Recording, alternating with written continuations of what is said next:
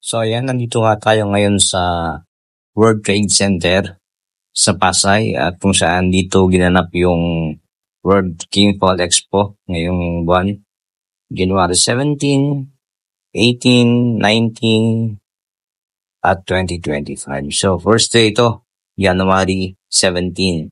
At ito nga nag-ikot-ikot tayo at yun, sari-saring naggagandahang mga manok ang ating naispatan at nabidyohan para naman ipamahagi sa inyo. At nang sa gayon ay parang nakaikot na rin kayo doon sa mga hindi nakakapunta dito, mga malalayong lugar. Ayan, oo. So, nagaganda ang pullets and net. Yan, J&D Game Farm. At yung mga bulik na pullets. At sa kabila naman, ito. Talaga namang mapapawaw ka na lang. Black Ghost Game Farm. Ayan. Ito pa sa kabila. Konti na lang ang manok dito. Mukhang maagang nabenta. Green Country Game Farm.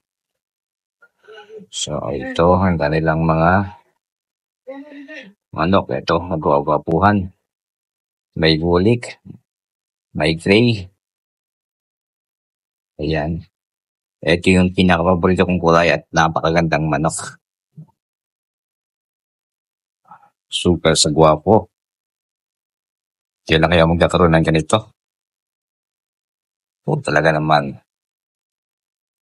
Napakamahal, ang hirap bumili. Ito, pullets again. Ayan. AGM Game Farm. Ng kanilang mga pullets.